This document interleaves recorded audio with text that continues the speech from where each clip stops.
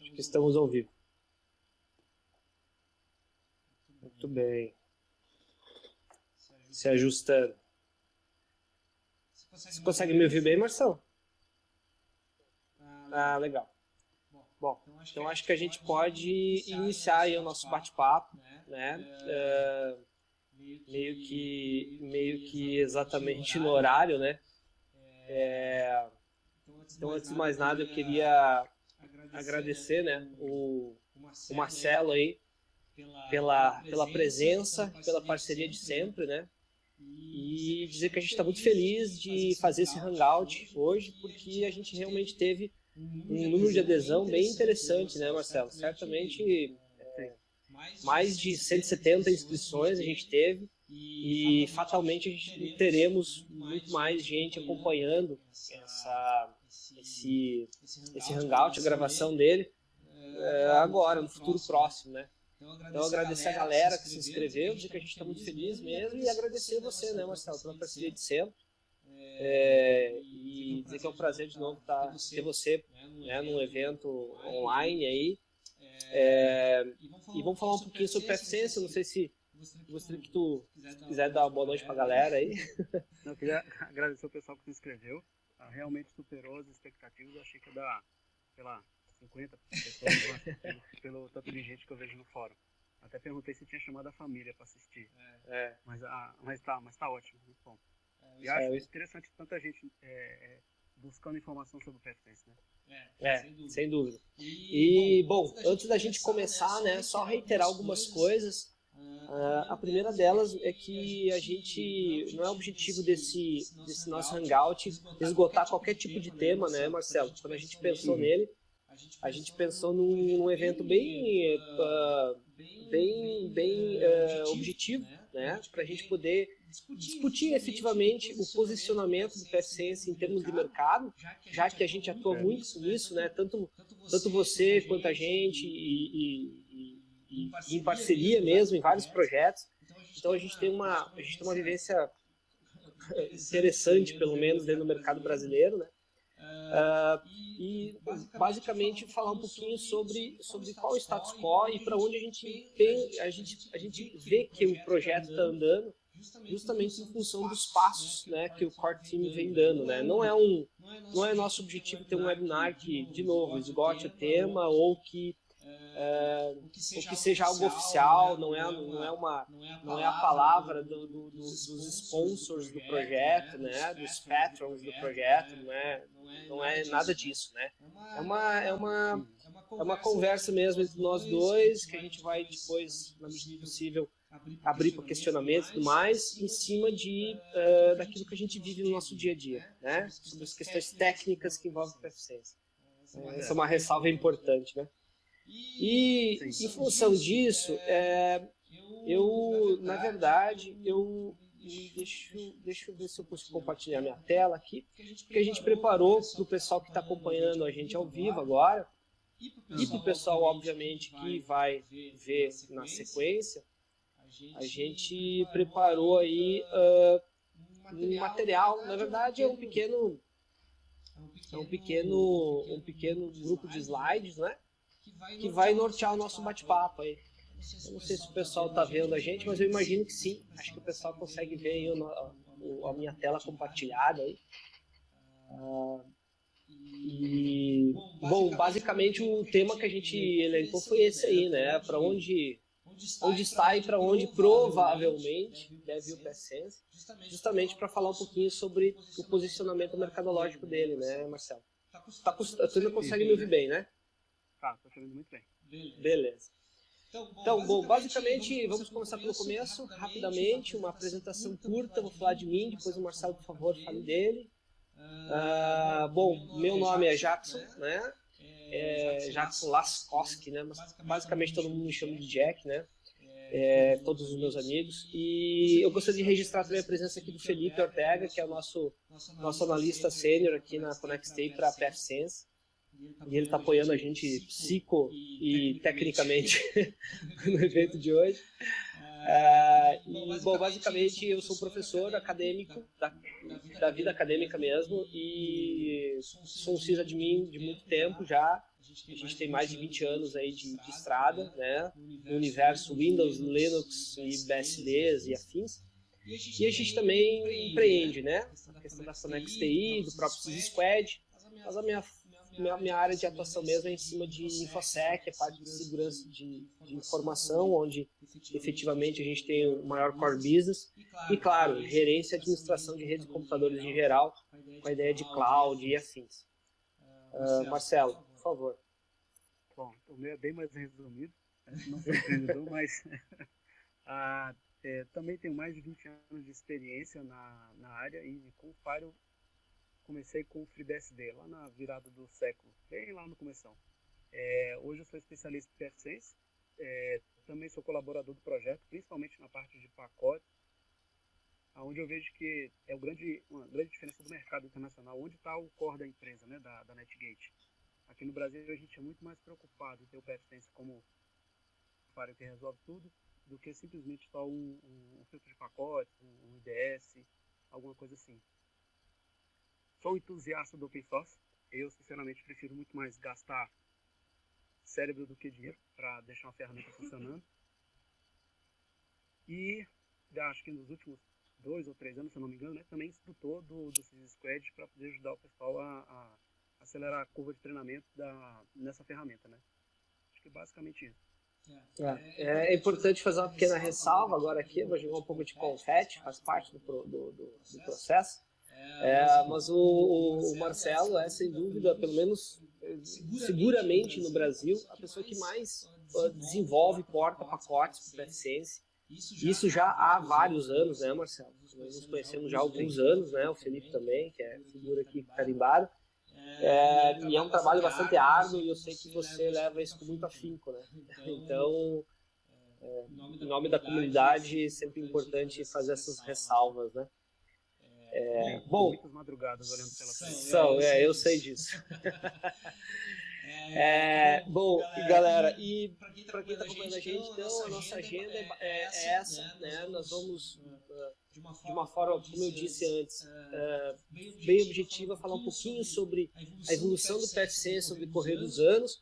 A ideia aqui não é ficar entrando muito em historicidade, né? E começar lá com as...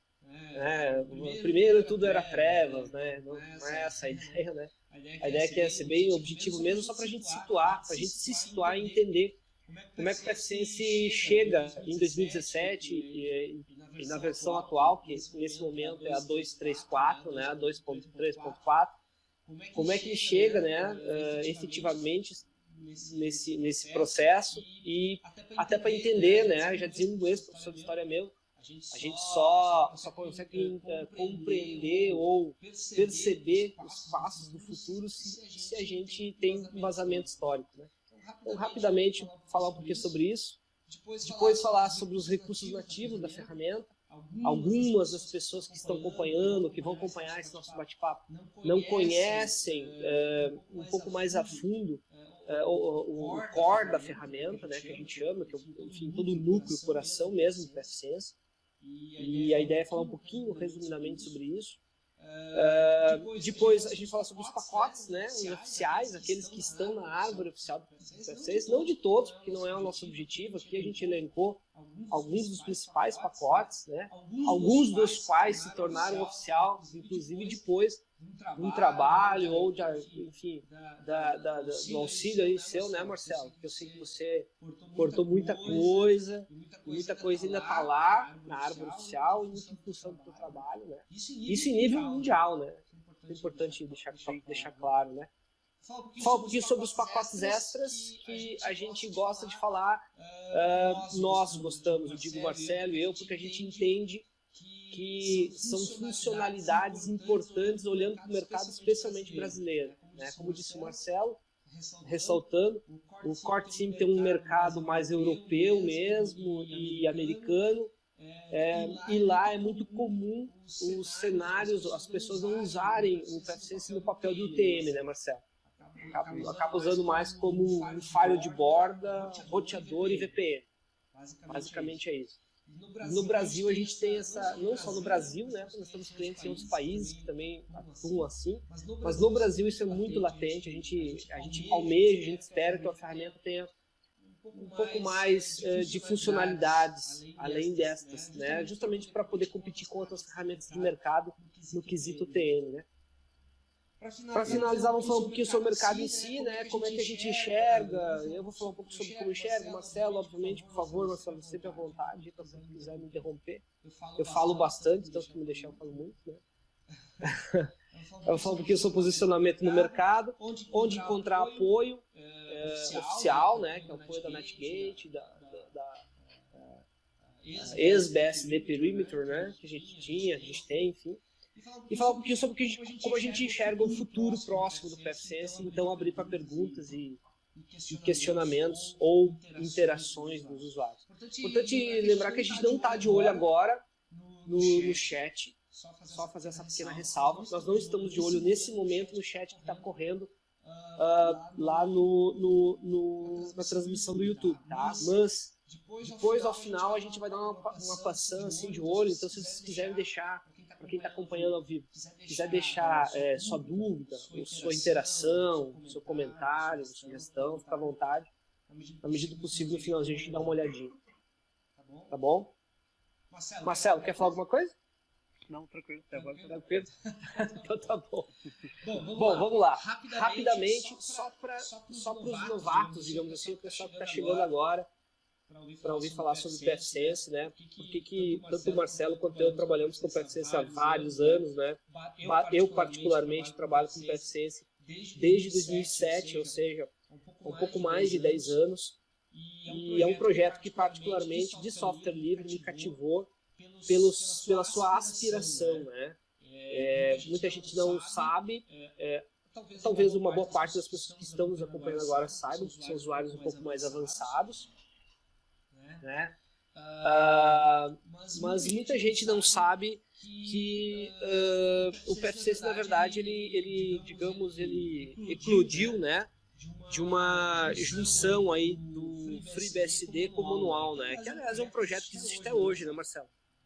Sim. É um projeto de software livre, existe até hoje, e a grande sacada, a grande ideia do Manual na época, ainda era basicamente rodar as funções básicas de um firewall mesmo, né? Por isso o WAL aí, né? A referência a isso, né? Ele não tinha nenhuma pretensão e ainda não tem hoje de ter outras features como proxy, ou mesmo coisas mais avançadas como roteamento estático, ou protocolos de roteamento e outras coisas do gênero, né? E basicamente ele era feito para rodar em equipamentos com diskless, né? Ou seja, que não tinha basicamente unidade de armazenamento ou uma unidade de armazenamento muito pequena. E ele já era orientado ou baseado no FreeBSD. O PFSense ele foi criado então, em 2004 como uma espécie de fork do manual pelo Chris e pelo Scott, dois dos quais hoje não integram mais o projeto, né, Marcelo? Infelizmente. Infelizmente. Pode falar, por favor. Alô? Oi, agora sim. Dá uma travada. Alô? Alô? Tá me ouvindo? Agora sim, deu uma travada antes. Tá falhando ainda? Tá, não, agora tá melhor. Tudo bem. O Scott foi quem me deu acesso ao repositório de pacotes, né, como mantenedor. Comecei a contribuir devagar, precisava melhorar um pacote de proxy de entrada e tudo mais, e ele me deu já acesso, né, e daí para frente eu comecei a pegar gosto pelo PHP para desenvolver a interface. Eu acho que o ponto principal da mudança do manual para o PFSense, acho que foi a questão do multi-one, que o manual era só uma one e o pessoal do PFSense imaginava isso num hardware maior e com mais ones, né, acho que daí que começou. Não, é verdade. E foi um passo bem importante, né? Na época, né? Que foi fundamental na prática para que a coisa se desenrolasse, né? E a partir de lá para cá o PFSense meio que criou vida própria, né, Marcelo? Quer dizer, ele se desvinculou mesmo da ideia de fork e se transformou numa ferramenta, digamos, com personalidade. porque até então, né, a gente tinha ele como nessa figura mesmo, de algo focado, de um projeto outro, ou mesmo muita gente acha que é só uma customização ou um front-end em cima do FreeBSD, né? Isso é bem comum. E na verdade não, né? Mas ele tá muito... Oi, Marcelo. Acho que deu uma pequena caída. Vamos ver se ele volta. Bom, enquanto o Marcelo não volta, estamos com áudio? Então. Bom, enquanto o Marcelo não volta... Oi. Mas eu tô te ouvindo. Ah, tá, então tá. É teu lado aí, acho que tá dando um pequeno lag aí. O pessoal tá reclamando, tem o pessoal reclamando um pouco de eco. A gente aqui está acompanhando aparentemente para nós tá legal, mas eventualmente pode ser isso. Vou tentar melhorar um pouco aqui meu áudio. Tá? A gente não tem nenhum outro retorno ligado, nada disso. Então não deveria estar acontecendo eco. Eu não sei se tá aqui pra mim também tá tranquilo. Tá ouvindo legal? É importante lembrar que se alguém eventualmente estiver atrás de uma Wi-Fi ou de uma rede, digamos, um pouco mais assediada, isso obviamente pode impactar. De todo modo vai ficar gravado, né? Então deve ficar gravado com uma qualidade bem interessante, pelo menos é o que a gente espera, né? Porque a gente está tomando cuidados nesse sentido. E o pessoal vai poder rever depois, né? Voltando, né, Marcelo? Muita gente acha que o PFSense acaba sendo só um front-end do FreeBSD, né? E ele é muito mais do que isso, né? Muito mais. Inclusive nas versões mais atuais, o trabalho do core team é quase semanal de atualizar a árvore do próprio FreeBSD com a árvore do PFSense, da árvore do código-fonte, né? Em vez daquela dificuldade que eles tinham no passado, de atualizar de uma versão para outra, da 7 para 8, da 8 para 9, hoje o trabalho é quase semanal, né? Isso aí é uma coisa muito legal que eles têm feito. Tá? O projeto está cada dia assim, mais robusto, tá impressionando mesmo. É um Fire que você já consegue muitas features que ficam muito próximos do que é um Fire comercial, né? E ele já é bem conhecido. Todo mundo que você conversa sobre rede, TI e tudo mais já conhece o PFSense. Muito menos. Assim, não tem mais aquele negócio assim, sobe um filezinho aí, já entende que o PFSense tem o seu valor, tem o seu espaço. E assim, até pelo próprio time de desenvolvedores fazem parte, na sua maioria, eu até lembro agora aqui mais especialmente do Garga, né, o Renato Botelho, que é um brasileiro, que a gente teve um pouco mais de contato, né, Marcelo? E tem o Luiz também. E tem o Luiz. Que se eu não me engano, ele é mantenedor do kernel, do FreeBSD também. Os dois fazem parte, entendem muito da questão do FreeBSD em si, que eu acho que é pré-requisito, né? Para você trabalhar como desenvolvedor do PFSense, né? Inclusive o Renato me ajudou muito na questão de entender como funciona o Ports para poder migrar para o gerenciamento de pacote novo. Né? Inclusive ficou muito bom. É o melhor de toda a história do PFSense, o gerenciamento de pacote que existe hoje. Né? É idêntico ao Ports do FreeBSD. E ambos, como tu mesmo colocou, dois brasileiros, né? Engraçado isso, né? Dois brasileiros. Engraçado não, né? Nada mais do que óbvio, né? Porque a gente tem uma comunidade muito forte de PFSense, sempre teve, e uma comunidade muito forte de BSD, né? O Brasil sempre teve uma comunidade muito forte de BSD, especialmente do FreeBSD, né? E o Renato e o Luiz, como mesmo comentaste, é o Luiz Otávio, se não me falha a memória, né? O segundo nome eu não sei. Eu acho que é. Eu interagi pouco com ele. Eu troquei ideia com ele direto, foi quando aí eu consegui cortar o contador de pacotes, que eu vinha vários, achei uma feature fantástica e consegui implementar no PFSense. Aí insisti muito para assinar 2.3. E graças a Deus deu com a ajuda dele, do Luiz também. Um pouco diferente do que eu implementei, mas o resultado é o mesmo. Esse dá uma visibilidade muito boa para as regras. Você viu que está do lado dela. Realmente, isso facilita demais, né? Então, para quem tem uma dúvida, ou aí para hoje para vocês, na verdade, é uma amarração em camadas muita gente novo não sabe, mas assim, 1.000 linhas de código fonte só na parte de front-end de PHP, com mais de 200 arquivos PHP, né? É muita coisa, né? O projeto é bem grande, fora as aplicações de Node.js, TCP, e uma série de outras coisas que acabam acontecendo nesse contexto. Exatamente. Então é algo muito maior do que só o algo pode ser. Bom, e dentro dessa historicidade, então, a gente continua o nosso material aqui. Esse aqui, na verdade, a fonte desse material é a fonte que é pública, né? O site da NetGate. Importante a gente salientar que a NetGate entra pesadamente, digamos assim, como um estudo sobre o PFC, mais recentemente, nos últimos 3 anos, eu acho, na nossa. E as coisas acabam migrando para a NetGate. Né? A NetGate era basicamente uma empresa que era cliente da WSD Perimeter, né? Acho eu, até onde eu conheço, a principal cliente, né? Uma das principais. E acaba se tornando parceira de negócio mesmo, né? Incorporando o projeto.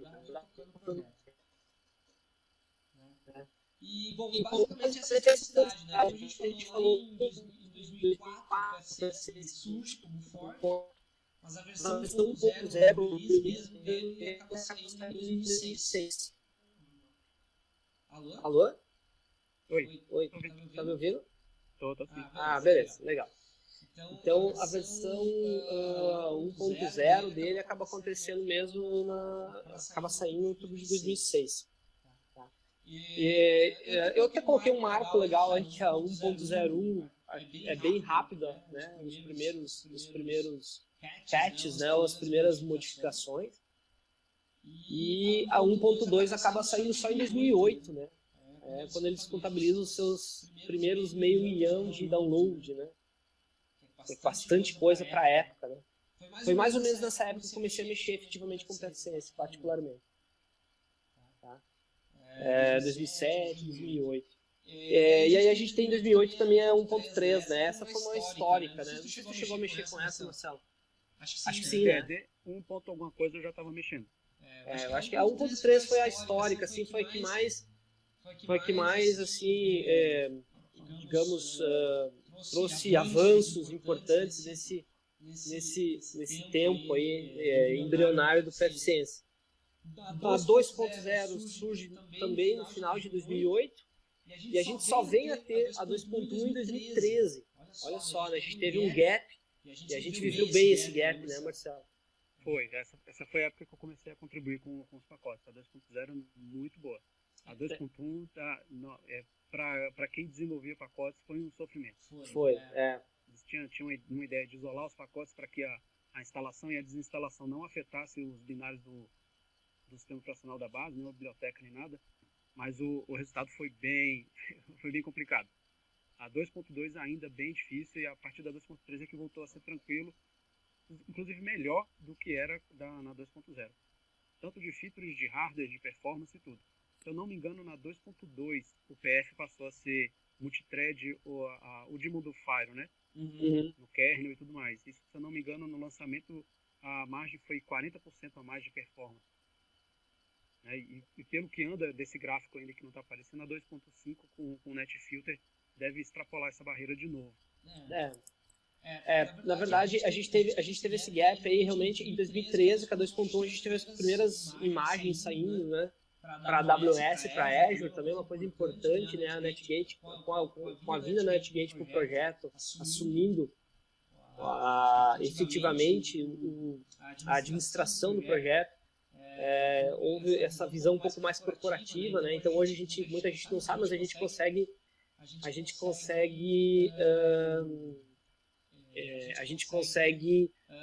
criar VMs, startar VMs instantaneamente, tanto no Azure da Microsoft quanto no AWS da Amazon, né? Justamente para proteger instâncias atrás delas, né? Ou fazer papel de VPN. Enfim, é possível se operar muita coisa em nuvem hoje, isso é muito importante. Desde a 2.1 a gente já tem imagens para esses dois que são os principais players, né? Especialmente no mercado brasileiro, né? Junto com a Google. E aí a 2.2 veio em janeiro de 2015, né? também teve um gapinho legal ali da 2.1 para 2.2, né, Marcelo? Sim. A demora, principalmente na compatibilização da mudança de versão do sistema operacional. Na 2.2 é onde... Da 2.1 para 2.2 é onde o Renato começa a trabalhar mais... acho que ele passa a ser do quadro de funcionários nessa época, se eu não me engano. E daí para frente, muito trabalho para compatibilizar a versão, para ficar mais parecida com o BSD do que uma versão customizada.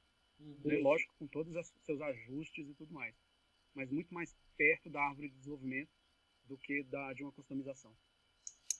E teve também a questão do próprio IPv6, né, Marcelo? Não sei se tu te lembra disso, mas houve um gap para se fazer, deu um trabalho gigantesco para o Core Team poder fazer efetivamente essa equalização do suporte IPv6 para dentro do PFSense, né?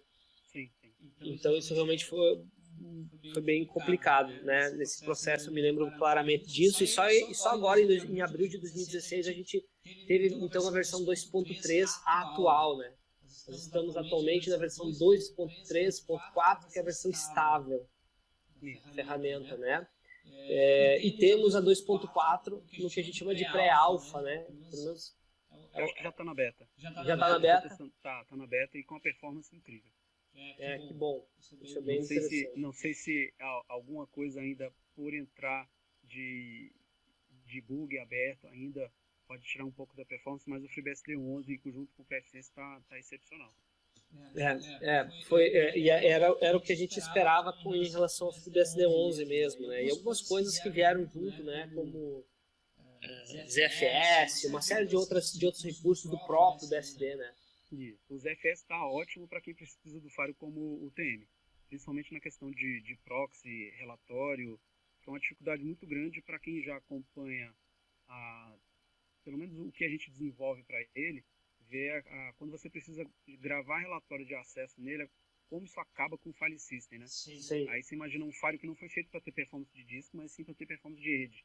Então, assim, dá muito tempo que a gente faz instalação customizada do PFSense para resolver a questão de software update de disco e tudo mais, né?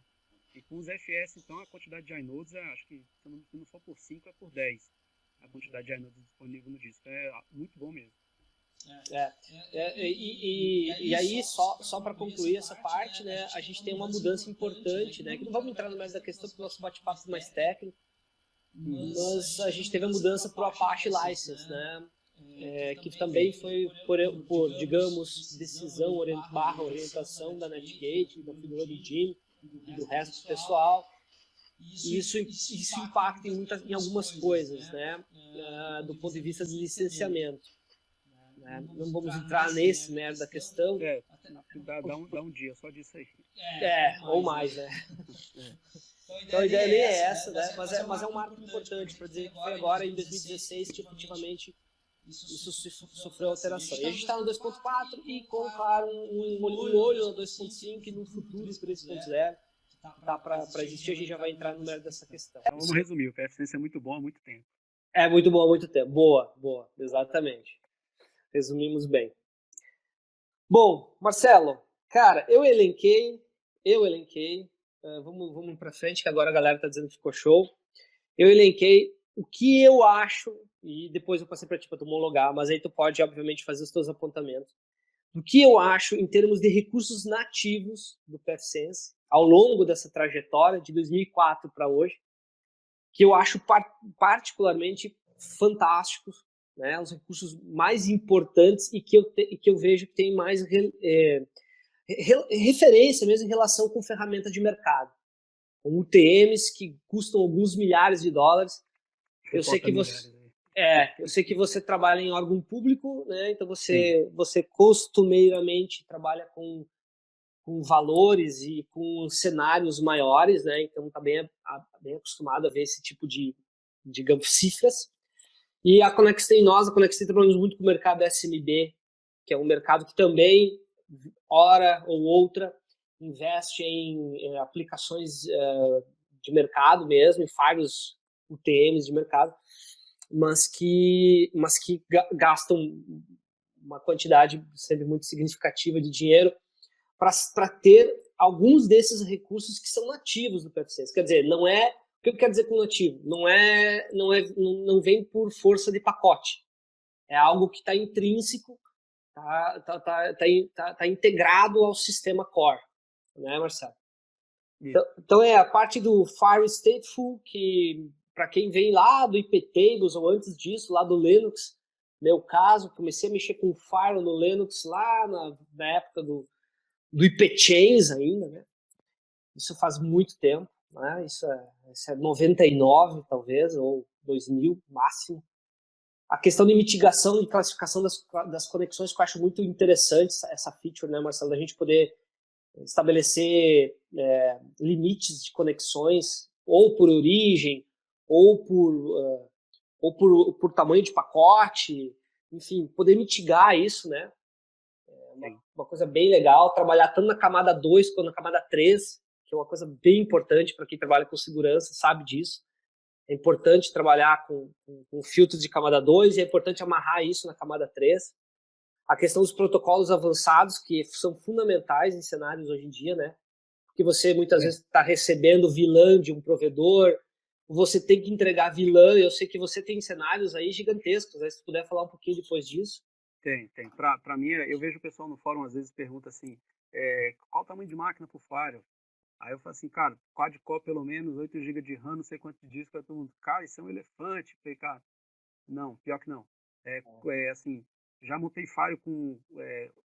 semana passada foram duas R710 da Dell, 16 cores, 16 GB de RAM, uns 200 GB de disco. O disco nem tanto, porque cache hoje já não é mais uma necessidade, entre aspas, né? Mas para armazenar log, precisa. Né? E quando você imagina que você precisa de IDS rodando nas interfaces internas para você ver quais são as máquinas que estão com worm e tudo mais, você já vê que você precisa de muitos cores, né? E ainda mais com os filtros de camada 7, que a gente só consegue com os pacotes, né? Que a gente vai na 3 e na 4 com regra de falha. Mas para você chegar na 7, ou você tem um IDS bloqueando muita coisa baseada na análise, ou você sobe proxy para tudo quanto é tipo de serviço para você conseguir filtrar direito. Aí você precisa de processamento.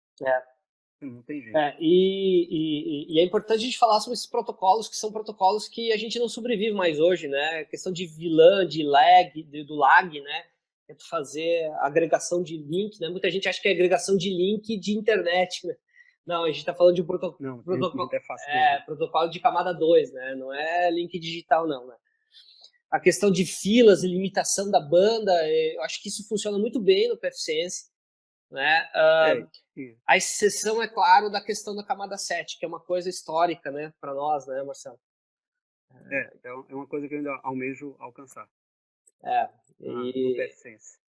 Exatamente. Mas na parte de limitação bruta, que muita gente acaba fazendo com coisas do tipo MikroTik, ou usando TP-Links, aqueles pedaços de rádio, né, ou outras marcas, usando aqueles pedaços de hardware absolutamente inconfiáveis, né, incompatíveis com o ambiente corporativo, né. O PFSense tem isso como core e há muito tempo funciona muito bem, né.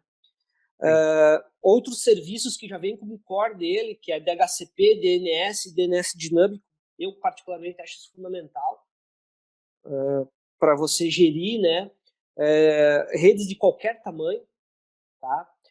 O DHCP, obviamente, e o DNS são coisas que você pode eventualmente discutir a sua aplicabilidade.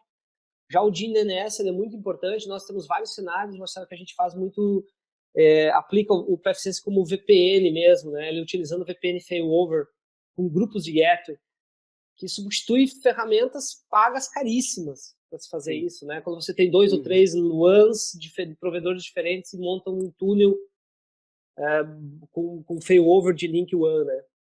Então é uma coisa bem... Nessa parte de failover, de link, de roteamento, eu, há uns anos atrás, em outro órgão, eu passei por uma migração do PFSense para uma outra ferramenta comercial. E, cara, você vê que ferramentas comerciais pecam no básico dessa questão de roteamento dinâmico e tudo mais. Eu falei assim, cara, eu quero que o tráfego desses IPs saiam por aquele link. Olhava um para o outro e ficava, eu falei assim, cara, não é possível, véio, devolve o firewall, por favor. Isso é coisa para mim muito importante, eu poder definir por onde que sai um tráfego ou outro, E isso é nativo no PFSense, é muito bom e muito simples.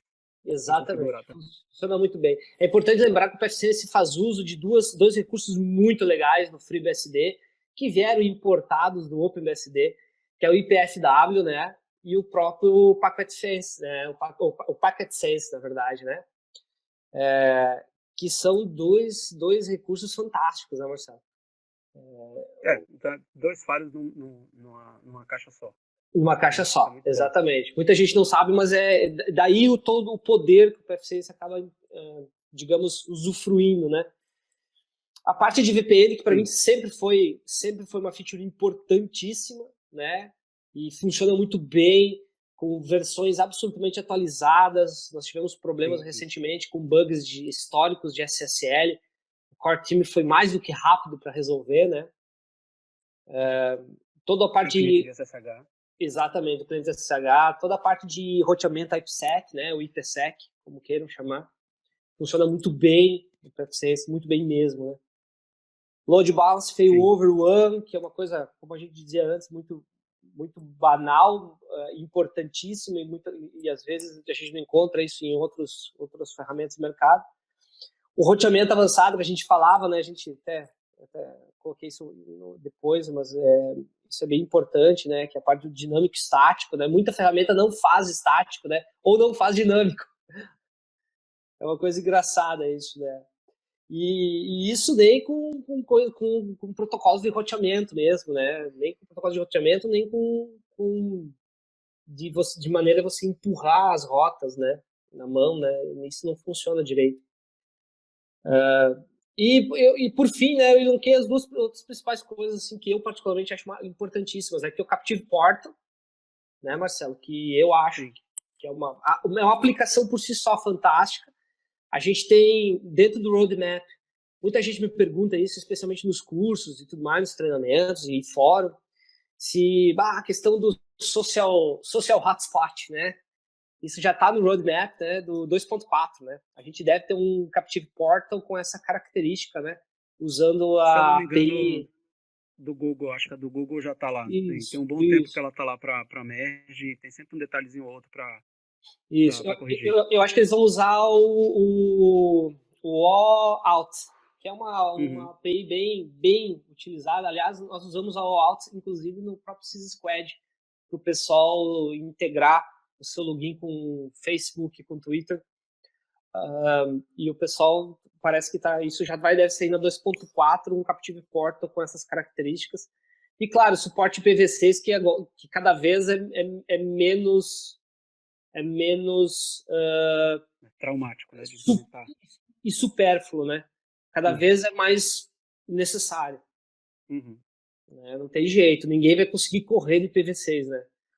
Aliás, já conseguimos muito, né? Sim, eu ainda tô fugindo. Eu não gosto, não. Muita gente foge, né? Mas é importante a gente salientar que desde 2011, se não me falha a memória, os blocos na IANA se esgotaram, né? Ou seja, a gente está no lucro pelo menos há uns 6 anos, né? Consumindo estoques locais, né? E o PFSense desde Mas Pode falar, desculpa. A old school ainda gosta muito de decorar o IP do servidor. É verdade. O IPv6 acabou. E quebrar redes maiores e redes menores com máscara de subrede, né? Mas eu tenho a impressão de que alguns anos, quando ouvirem esse nosso bate-papo ou lerem sobre, o pessoal vai dizer, não acredito que esses caras trabalhavam com PV4, né? Pois é. Eu tenho a nítida impressão de que isso vai acontecer. Mas o IPv6 é uma coisa que não tem mais para onde correr, né? A gente vai precisar trabalhar nativamente ou tunelando, e o PFSense faz as duas coisas muito bem feitas. Né? Tunela e trabalha nativamente, então, para quem está buscando algo nesse sentido. E aí eu digo aqui os logs e relatórios diversos, eu acho que a parte de relatório, no eixo de UTM que a gente está falando agora, é o que mais peca, né, Marcelo? Especialmente para relatórios de consumo, de proxy, esse tipo de coisa. Mas a parte de log é muito boa do PFSense. Né? Você consegue ter logs de quase tudo, de todas as features, e de boa parte de todos os pacotes você tem logs bem ricos, que te permite uma auditoria bem legal. né? Principalmente você com a funcionalidade do syslog, você mandando para um servidor remoto, a, já tem contribuições assim, VMs quase prontas em Linux, que você manda via syslog com Logstash, Kibana, Redis, e você passa a ter uma visibilidade muito maior do que você tem, né? Exato. E controla, né? Quer dizer, você Isso. centraliza, né? Porque boa parte dos logs, é importante que se diga, até acho que por uma questão de herança mesmo lá do manual, se perde no reiniciar da máquina, né? Então, Na 2.3 isso já mudou. Você consegue definir alguns parâmetros de tamanho de disco, de quanto de log que você quer salvar e tudo mais. Mas assim, se for fazer a comparação com as caixas comerciais, todas têm uma caixa só de log, né? exato. Então, assim, o que o pessoal da NetGate é especialista do Cortim, na parte do Fire está ótimo. E manda logo para outra caixa, que tem várias soluções open source que mandam muito bem. E já tudo com a interface já atualizada, tudo responsivo e, enfim, é só uma questão de juntar, né? Isso, exatamente. Eu não sei se tu tem alguma coisa que tu queira destacar diferente, Marcelo. Por favor, ajuda Não, aí. Oi? Alô?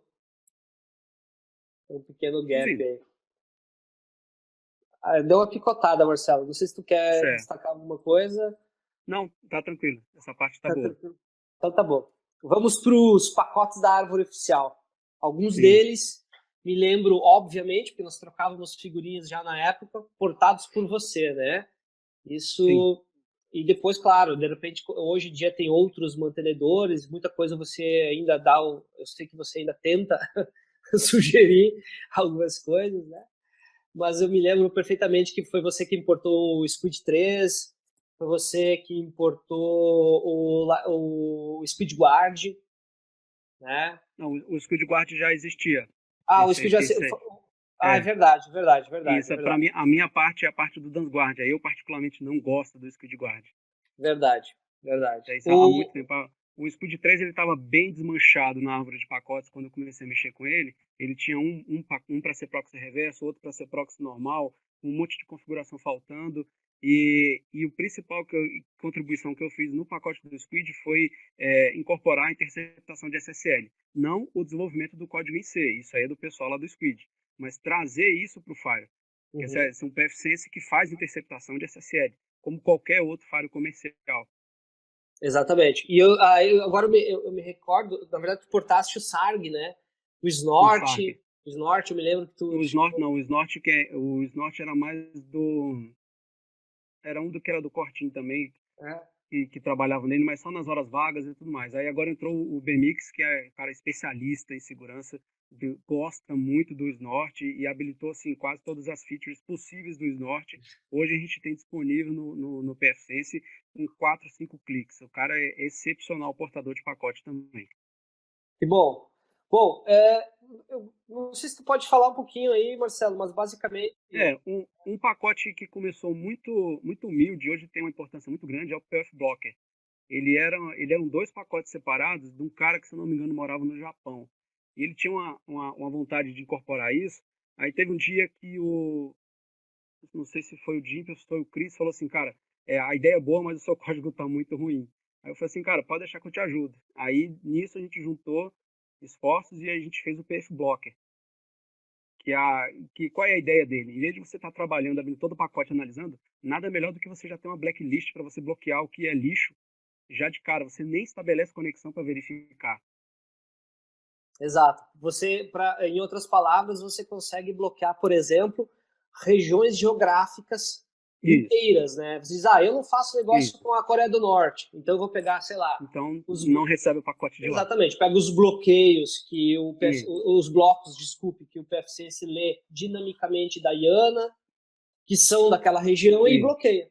Isso é fantástico. É. Eu me lembro que eu fui um dos primeiros a usar assim que tu portou o PF Blocker. Uhum. Mas esse PF Blocker da NG ele foi reescrito, né, Marcelo? Agora, né? Foi uma época que eu estava tendo muito pouco tempo para administrar os pacotes e tudo mais, e a pessoa que começou a tomar conta do PF Blocker queria fazer uma versão nova para mudar algumas questões de limitação do tamanho da lista que você importava com relação à quantidade de memória que o PHP deixava você usar no PFSense. Só que nisso ele colocou as listas comerciais junto. onde você só coloca o hashzinho da assinatura lá e você pega listas muito mais atualizadas. Aí nesse ponto eu volto a dizer, não perde em nada para nenhuma solução comercial. Você pega as listas mais acuradas, onde você tem o pessoal trabalhando em cima disso, né? Que vamos dizer assim, que isso é o grande diferencial do antivírus open source e do antivírus pago. Exato. É gente trabalhando nas vacinas, né? O pessoal recebendo reporte e atualizando. Exato, exato. Enfim, e é bem isso que tu colocou, assim, e esses, para mim, assim, são os pacotes da árvore oficial, que são, para mim, os mais importantes, que dão funcionalidades de gente grande, vamos dizer assim, do PFSense, né? A questão do Squid, que nem é fazer cache, como tu colocou antes, né? Hoje em dia o cache no proxy é quase tão inútil quanto ter ciúme de mulher feia, né? Marcelo? Não, não tem muito sentido, né? Como dizia um amigo meu. Mas a parte de interceptação SSL, de fazer filtro SSL, eu acho ainda muito fundamental isso no proxy, de você fazer balanceamento de carga, de saída, de conexões HTTP, HTTPS, junto do filtro, acho isso importante. E claro, né, a parte do snort, suricata, eu me lembro que tu mexeu um pouco com suricata também na época, né, para deixar ele um pouco mais funcional. Eu não sei se eu estou falando bobagem aqui, mas pelo menos foi você que me falou sobre ele na época, isso já faz algum tempo. Isso. E outras coisas. Você está conseguindo me ouvir? Agora sim. Tá, o Suricata, a diferença dele principal para o Snort, ele tem uma integração com o NetFilter, que é aquela interação com a placa de rede direto com a placa, sem passar pelo kernel, né? Existem algumas coisas a se implementar, não sei, acho que a partir do 2.5 é que isso vai estar 100% integrado. Então, acredito eu que no 2.5 o Suricata vai funcionar 100% no PFSense como um IPS inline mesmo. E ele tem uma outra vantagem em cima do Snort, que é a questão do multithread. Apesar de hoje a gente, com esse tanto de interface que a gente coloca no Fire, se abre 5, 6 snorts, o Suricata tem essa vantagem. Mas hoje os dois estão parelhos em relação à funcionalidade. Tanto o Snort quanto o Suricata, no que diz respeito ao pacote para o PFSense, né? Certo, perfeitamente, perfeitamente. E os ABICs também, a gente usa mais, a gente acaba usando muito mais os ABICs, não só por causa do PFSense, em outros projetos, a gente usa muito os ABICs, e os ABICs Agente e o Proxy estão no PFSense há muito tempo, né, Marcelo? Desde a versão 2, eles estão presentes. Esses log, free radios, que é uma coisa bem importante, que a gente pode integrar o PFSense com outras bases de dados, né? Não só AD, né? Mas outros bancos de dados, enfim. São todos pacotes que dão funcionalidades, como eu disse, reitero, de gente grande para o PFSense e fazem parte da pilha oficial. Quer dizer, o Core Team homologa, assina embaixo, né? Em cima disso, e pelo menos por hora vem mantendo esses pacotes, né? Sim. E aí eu estou colocando aqui uma série de pacotes extras, entrando numa seara um pouco, digamos, complicada, mas é uma seara que eu particularmente vejo importante. Eu fiz questão de trazer essa conversa para esse nosso hangout, porque há alguns anos a gente vem trabalhando juntos, né, Marcelo? Para dar a opção de usuários, especialmente no Brasil, ter pacotes extras com funcionalidades adicionais, né, mas que não são oficiais. Ou seja, a gente não tem a benção do Core Team, deixar isso muito claro, né? Isso. É completamente não oficial. Não oficial. Mas não deixa de ser, a maioria desses pacotes estão todos abertos. Eu criei um repositório à parte. Dos pacotes que eu tinha na 2.1, na 2.2, quando eu tinha liberdade para publicar os pacotes, né, aquela permissão que o Scott tinha me dado, mas antes dessa mudança de pensamento, de raciocínio da empresa, né, da NetGate especificamente. Não tenho nada contra a NetGate, deixar bem claro. Nem eu. Inclusive, isso.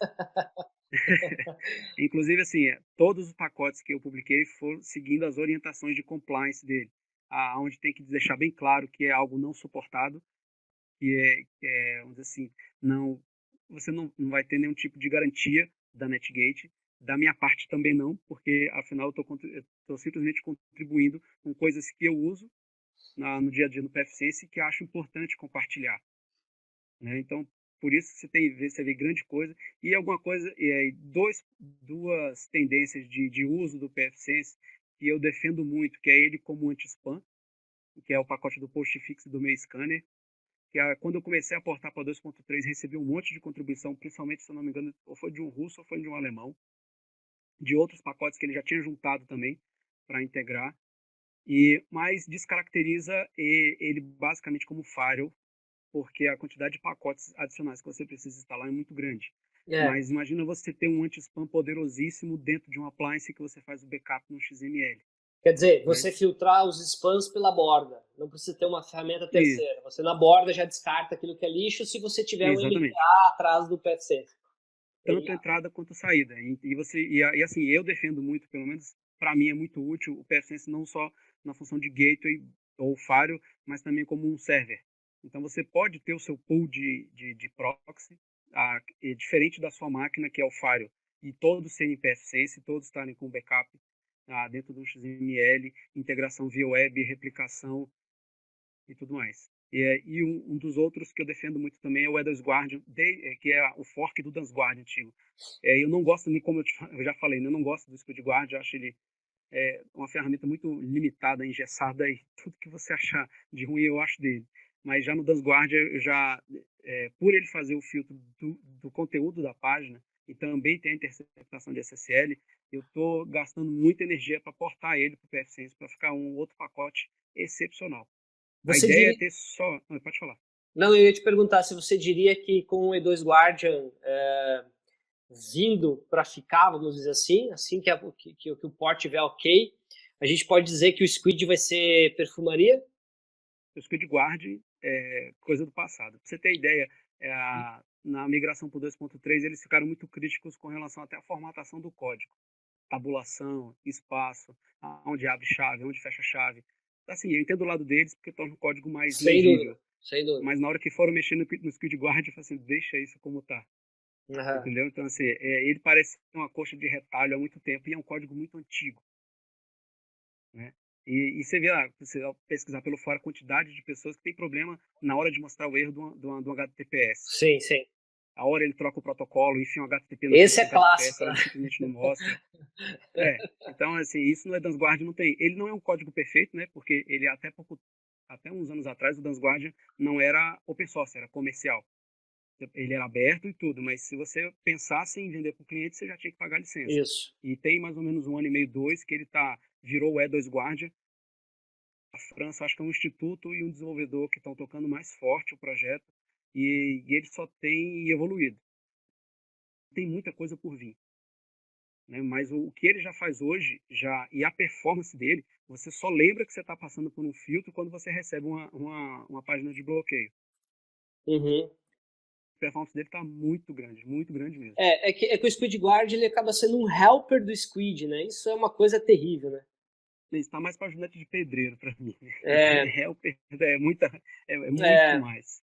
E o E2 Guard ele já tem uma autonomia toda que já vem do Dance Guard, né? Uma autonomia toda dele, né? Ele faz o filtro de URL, ele faz o filtro do conteúdo da página, ele integra com o antivírus, enfim.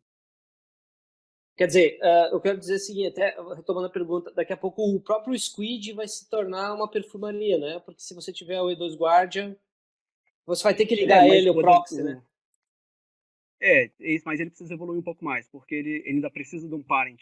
Sim. Ele está mais para filtro de conteúdo do que para um servidor proxy. Sim. Ele é um daemon, ele ouve, ele tem suas 4.000 se você não fizer cache, né? Se você não fizer proxy e tudo mais, a tua ideia é só descartar conexões. Ele pode evoluir para isso, mas hoje ele ainda precisa de um parent para exatamente um código de outro daemon para lidar com conexões externas. Ele faz o filtro e pede para alguém buscar. Uhum. Eu sei que tu está trabalhando bastante nisso, né, Marcelo? Sim, tô. Eu não sei em que pé isso está efetivamente. Ele já, dependendo da forma de configuração, eu já tenho ele em ambiente de produção. Isso é bom.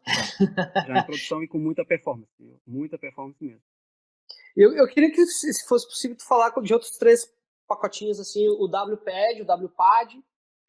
O WPAD, na verdade, foi uma vontade minha de ajudar tanto de gente que tem dúvida para configurar isso no próprio PFSense, que é subir um servidor web HTTP e não um HTTPS, né, para você continuar administrando o firewall com SSL, mas entregar o script de configuração de proxy com HTTP.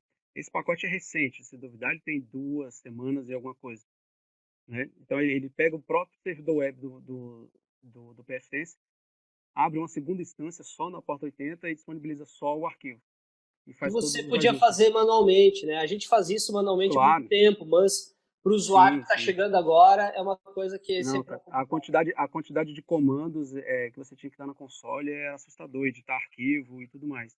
E no pacote eu já incluí um exemplo de configuração de proxy automático que já engloba 80% da necessidade. Legal. E o Tiny Proxy? Ele é uma alternativa para quem não quiser usar o Squid. Quiser fazer só um cachezinho simples. Na verdade, comecei a desenvolver ele para ficar junto com a Dance Guardian, para não precisar instalar o Squid. Mas Entendi. o Squid, junto com o Edas Guardia, tá demonstrando assim, uma performance melhor do que ele com o Tiny Proxy. Entendi. E o IPGuard, muita gente tem dúvidas sobre a utilização dele. Eu acho um pacote bem útil, mas muita gente tem dúvida.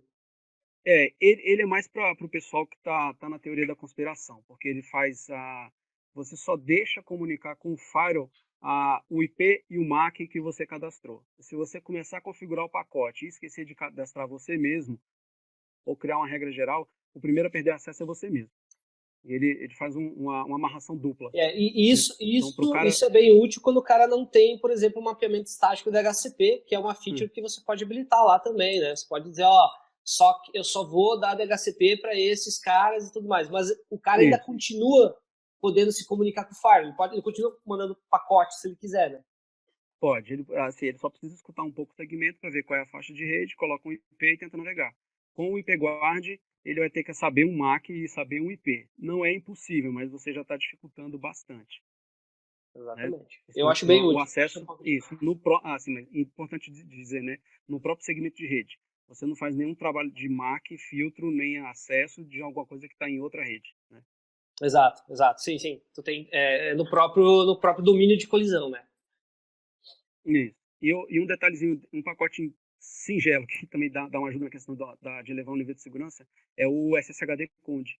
Ele implementa a CL no DIMO de SSH, que a gente sabe que é aberto para poder você administrar, e você pode dizer, daquele IP o root loga, de outro IP não loga. Dali só entra com chave, daqui pode ser com password. Aquele cara pode fazer forward de X11, apesar da gente não precisar no Fire. Sim, Mas enfim. Cada pacote desse tenta acrescentar recurso para o Fire.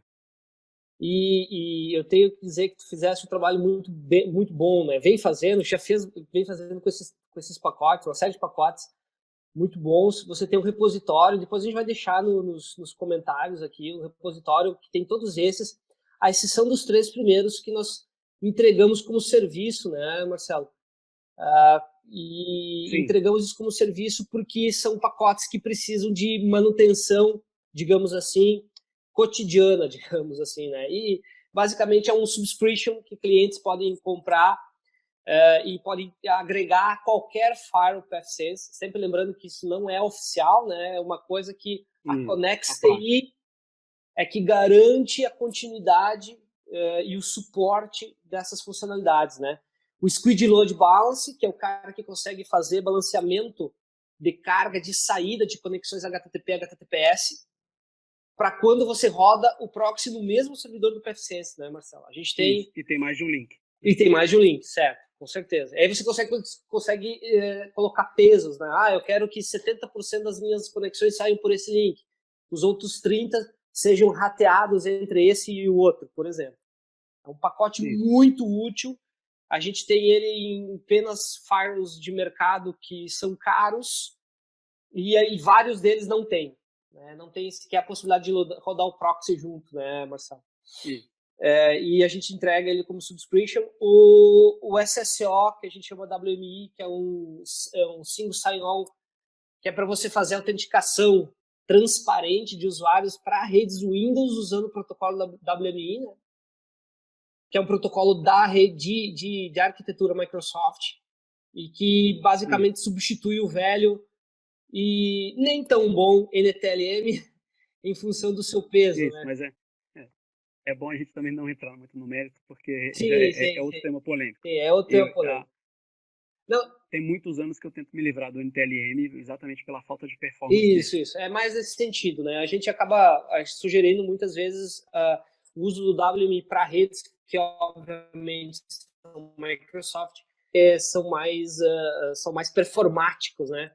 Toda a autenticação é muito mais performática no WMI que no NTLM, mas o NTLM está aí e é um protocolo antigo e funciona, né? Não vamos entrar mais nessa questão. E o DNS Inbound, que é uma coisa que a gente tem também, que é para fazer DNS redundância ou balanceamento de DNS de entrada, né? Você poder... A gente tem algumas ferramentas como roteadores pagos que fazem esse tipo de coisa, onde você cadastra o DNS da empresa no próprio bind, por exemplo, rodando no PFCs, e ele faz a entrada de acordo com a disponibilidade dos links WAN, né? Isso é bem legal para quem hospeda coisas atrás do PFCs, né? Essas três features, na verdade, são pacotes desenvolvidos essencialmente pelo Marcelo, com o apoio da ConnexTI e entregue como serviço para clientes que estejam interessados em agregar essas funcionalidades. Nós temos clientes espalhados por todo o país que tem um ou outro desses pacotes como funcionalidade extra, né? O resto é freeware, free software, não freeware, desenvolvido pelo próprio Marcelo. Completamente aberto, inclusive no GitHub, para quem quiser olhar até o histórico de atualização dos binários e tudo mais. Eu tento ser o mais transparente possível. E da forma com que está no repositório lá não oficial, tem um conhecimento básico do port, consegue replicar isso na sua própria estrutura. Então, na Gate, que você baixar binário de terceiros é algo arriscado. Sem dúvida. No caso, o terceiro sou eu, né? Mas você pegando o repositório e compilando, subindo os BSDs para poder você compilar os pacotes e disponibilizar internamente, você já está confiando nos seus próprios binários, né? E você aproveita o poder do pacote e, enfim, e se sente mais seguro. Exatamente. Bom, então esses pacotes S, para mim, colocam, na verdade, o PFCs numa outra categoria de Fire TM, né, Marcelo? Sim, exatamente. E, bom... Pode falar. Não, desculpa. Eu só ia perguntar se a galera está ouvindo a gente legal agora, desde a nossa última intervenção. Vamos ver se o pessoal está ouvindo a gente bem. Pelos comentários. Se o pessoal puder sinalizar quem ainda está com a gente, se está ouvindo bem e tudo mais. Bem útil. Né? Só para dar um feedback para a gente. Bom, e basicamente esse outro slide, né, Marcelo, a gente coloca, na verdade isso aqui é uma coisa relativamente nova, foi do final do ano passado, foi um estudo feito pela IT Central Station, que é uma instituição que faz pesquisas nos mais diversos halls de ferramentas, softwares de mercado, para os mais variados segmentos. E ela perguntou para os seus usuários a questão de UTMs, né? Firewall UTM, né? E basicamente essa foi a classificação das pessoas que responderam. E foi uma grande parcela, uma quantidade bem grande de gente que se envolveu, né? Vários milhares de pessoas espalhadas pelo mundo. E o PFSense ficou na terceira colocação, especialmente no segmento SMB. Né? Isso foi bastante comemorado por toda a comunidade. Tu acompanhou isso, né, Marcelo? Na verdade, não, eu só vi o resultado. Eu fiquei feliz com o resultado. E a gente ficou bastante feliz pela colocação do PFSense, especialmente no mercado SMB mesmo, né? Que obviamente onde ele é mais competitivo, né? Por questão de custo-benefício. E no rating geral, a gente pode ver que ele ficou com a maior média, né? Isso é uma coisa bem legal, né? Dos vários atributos que foram avaliados.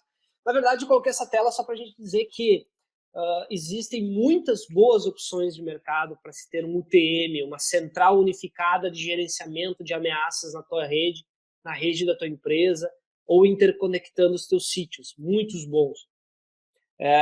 Mas em software livre, ou movido essencialmente a software livre, eu não conheço nenhum melhor do que o PFSense, seguramente. E hoje a gente já pode dizer que ele atinge esse status de maturidade de competir em pé de igualdade tecnicamente, né, Marcelo? Sim, é um Fire muito poderoso. Aí você sabendo desenvolver, aí que ele fica bom mesmo. É até onde o pessoal do corte entende que ele entrega, você vai além para atender a sua necessidade. É o grande diferencial de uma ferramenta paga para um open source. Exatamente. Sem falar as questões da auditoria, né, que você, por ter o código-fonte, pode auditar. Quer dizer, você não está comprando uma caixa preta, né, que amanhã, eventualmente, você vai ter um código da NSA lá dentro. E daqui a 3 anos você não fica assim, eu não posso encostar no Fire porque acabou a licença. Não tem isso. Exato. Então você tem uma série de questões que dão uma vantagem enorme, né? Para mover caixas para clientes de todos os tamanhos com PFSense. A gente falou que a gente tem clientes grandes, pequenos, bem pequenos, médios e assim por diante. Mas muita gente, olhando para esse cenário, acaba perguntando, cara, mas se eu precisar efetivamente de suporte, formação, né? E aqui é claro que eu estou puxando a brasa um pouco para o nosso assado, né, Marcelo? Óbvio, né? Mas eu estou deixando bem claro que o suporte oficial, efetivamente oficial, é com a NetGate, né? A NetGate concentra isso em nível mundial. Muito recentemente, nas últimas semanas, aliás, as últimas 2 semanas, se não me falha a memória, ou 3 semanas talvez, a NetGate lançou um pacote que você compra de suporte e escolhe o nível de SLA que você quer ter com eles, tá? Ou seja, você escolhe se você quer ter 24/7, por exemplo, para cenários críticos e tudo mais. E é óbvio que, na medida do possível, se tu tiveres a oportunidade ou a possibilidade, vamos colocar assim, de fechar o pacote de suporte com quem desenvolve o core da ferramenta, é ótimo, né? Com certeza. E a NetGate está se especializando nisso, né? Nessa questão de entregar o suporte como um serviço mesmo, por algumas doletas, né? Nesse sentido. E hardware, né? Que sempre foi um negócio intrínseco da NetGate antes dela se envolver mais explicitamente com a administração do PFSense, efetivamente, né?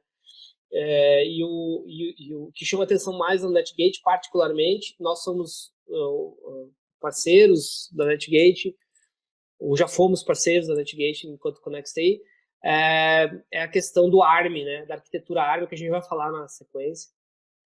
Mas, se você procura, sei lá, um fornecedor de suporte nacional, claro que eu estou puxando o braço para o meu assado, não existe só ConnectStay.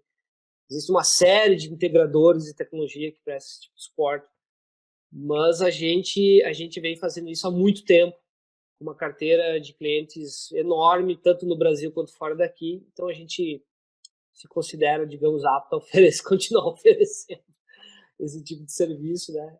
E a gente tem parceiros, como é o caso do Marcelo, que atua diretamente com a gente em muitos cenários, né, Marcelo? Não Sim. Só como codificação, mas também como expertise. E, finalmente, claro, o SysSquad, né?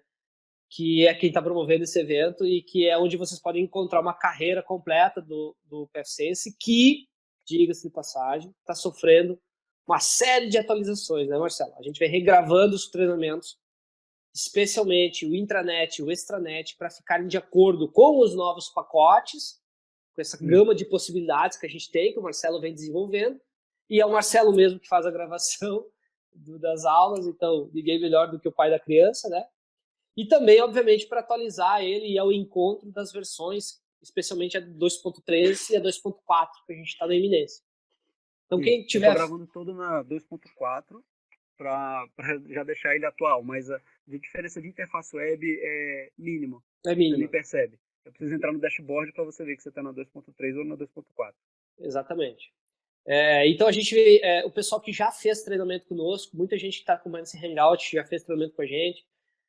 A gente vai ter toda uma atualização agora da toda a carreira PFSense, que é justamente para aproveitar essa levada de upgrades que a gente está tendo do core da ferramenta e também poder trazer essas novidades que o Marcelo, que a gente vem importando junto com o Marcelo, como funcionalidades extras e não oficiais, mas que vocês podem utilizar corporativamente.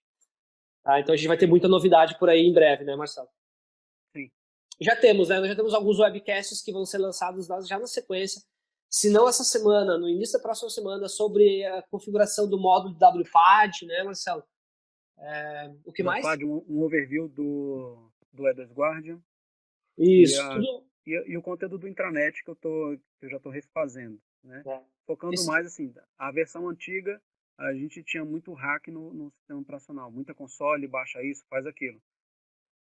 Com a beleza de repositório de pacote que eles fizeram para o 2.3, ficou tudo muito mais fácil agora. Simplesmente, a critério do cliente, vocês habilitam um repositório e simplesmente vão instalando. Uma coisa ou outra a gente ainda vai fazer no File System, afinal é um treinamento avançado do PFSense, para você entender o que você está fazendo e aprender a debugar ele de uma forma mais precisa. Exato. E esses 2 webcasts que eu citei vão ser gratuitos, vão estar lá no Webcast Zone do CISSquad, cissquad.com. Passa acessar lá, vocês vão poder ver. O Marcelo vai fazer um overview bem legal do E2 Guardian e também do WPAD, que é esse pacote que ele empacotou recentemente, né? Uma semana aí. Tá saindo do forno agora. E vocês vão poder aplicar WPAD de uma forma bem mais suave e automatizada. Legal? Bom, e para finalizar, né, Marcelo, o que a gente entende, de novo aqui uma ressalva bem importante, não é algo oficial, porque a gente não fala em nome da Netgate ou do Core Team nesse Hangout, mas é o que a gente imagina e entende como provavelmente ou provável futuro do PFSense em algumas features, até por informações que a gente tem e são públicas e outros que a gente tem porque a gente acaba convivendo muito com o Core Team, direto ou indiretamente, né, Marcelo? Então, a gente vai ter aí a versão 2.5, para você ter uma ideia, a 2.4 está em beta, como o Marcelo citou, a 2.5 vai levar um tempo ainda, né, Marcelo? O roadmap dela ainda tem lá o Redmine nela ainda é bastante longo, mas a principal feature que a gente, ou a inovação, ou mudança, vamos colocar assim, que a 2.5 vai trazer, que o Core Team já deixou bastante claro, é que ela vai exigir instrução AS dos processadores de hardware que forem rodar o PFSense, né? Ou seja, se você quiser atualizar ou rodar a versão 2.5 do PFSense no futuro próximo, a máquina, o equipamento que você estiver utilizando, não importa. E aí tem algumas questões mais técnicas específicas, se está sobre hypervisor ou se está sobre hardware hospedeiro, mas independentemente disso, você vai precisar ter a instrução AS, que é uma instrução de processador. Tanto a AMD tem, quanto a Intel. Aliás, tem processadores com esse recurso desde 2008, a Intel, a AMD desde 2010. Isso vai ser uma exigência, porque o PFSense vai passar a usar o algoritmo de criptografia AES simétrico em muitas coisas, não mais só na parte de tunelamento ou coisas do gênero. Certo, Marcelo? Isso, exatamente. E se eu não me engano, assim, sempre trazendo para o universo dos usuários comerciais, essa questão de hardware com acelerador de criptografia, isso já é praxe de mercado há muito tempo, né? Não vou entrar no mérito se é justo para a comunidade você precisar de um hardware melhor ou não, mas um pouco do que a gente já conversou hoje, aquele Pentium 4 faltando um pé não vai mais servir para ser falho. Exatamente. Que é uma ideia que a gente tem historicamente no Brasil, né? Quer dizer, tem um Pentium, que ele falou, um Pentium 100 faltando uma perna, que a secretária não quer mais usar, coloca ele como firewall, né? Obviamente que todo mundo que está assistindo esse Hangout vai assistir, sabe que essa não é uma coisa inteligente de se fazer, especialmente nos dias de hoje. Né? Então a AS vai ser necessário, como muito bem lembrou o Marcelo, isso já é uma coisa de praxe em várias ferramentas. Então você vai conseguir rodar a 2.4 mais em processadores que não tem suporte, mas a 2.5 vai precisar. Né? E um detalhe importante, a 2.4 ela só vem com suporte a 64 bits. Então 32 bits aleluia, aleluia, né? É incrível, mas muita gente usa o PFSense embarcado em pedaços de hardware com processadores 32 bits. É inacreditável, mas em 2017 isso ainda existe, né, Marcelo? Para camada 3, no máximo camada 4 funciona, mas com a exigência que tem hoje do que um firewall precisa fazer na rede para você estar protegido, tá na hora da gente tirar a chave. Não é nenhum preconceito com quem não tem o hardware, né? Mas o firewall já deixou de ser o modemzinho DSL. Exatamente. Bem lembrado. Bom, a evolução da arquitetura ARM é uma coisa impressionante. A NetGate vem investindo muito nisso, né? E tem vários hardwares, appliances para essa arquitetura. É uma arquitetura que muda bastante, até porque o FreeBSD até pouquíssimo tempo atrás não tinha suporte à arquitetura ARM, ou tinha um suporte muito embrionário, e agora a coisa está um pouco mais efetivamente, um pouco não, bem mais robusta, e isso tudo vai impactar no que exatamente? Bom, a gente vai ter hardwares menores, com consumo de energia muito menor, a maioria deles fanless, né? E com capacidade de processamento de alto nível. A gente tem processadores de octa-core já há bastante tempo na arquitetura ARM, consumindo, às vezes, 1/10 de um processador na arquitetura x86, né? E é uma coisa que veio para ficar definitivamente, né, Marcelo? Sim. Então o ARM realmente não tem mais volta, e a gente vai ver cada vez mais o PFSense rodando em ARM. Muita gente me pergunta, mas então eu vou conseguir rodar naquele MikroTik ou naquele, sei lá, Xing Ling hardware, porque é um ARM. Não é bem assim, né? O suporte BSD ele não é tão vasto no universo ARM. Aliás, todos os BSDs são um pouquinho temperamentais em relação a hardware, sempre foram historicamente. Sim. E o ARM não é diferente. Nesse ponto eu vou defender o BSD. Está mais para os fabricantes não estão nem aí para compatibilizar o hardware antes de lançar, né? Tem isso também. Correndo atrás do rabo. Exatamente. Isso quem lembra dos tempos áureos lá do Linux, lembra que a gente precisava fazer o próprio driver de modem para conectar a internet, porque absolutamente ninguém dos fabricantes desenvolvia, né? Você era usuário e também tinha que ser desenvolvedor de driver, né? Era uma coisa absurda, né? No BSD isso ainda acontece muito em todo o ecossistema BSD, não só no Free, né? Bom, a gente vem tendo algumas informações do NRDM, que é como o pessoal vem chamando, pelo menos nos fóruns de discussão e onde isso aparece nos comunicados do Core Team, do que seria o antigo projeto Path Center, para quem lembra, quem é um usuário um pouco mais antigo, que basicamente seria uma central de gerenciamento unificada, que algumas ferramentas corporativas possuem do ponto de vista comercial. O que seria isso? Você vai ter várias caixas PFSense espalhadas por aí, seja da tua empresa ou de clientes, e você poder gerenciar através de um único NOC, vamos dizer assim, de uma única central administrativa.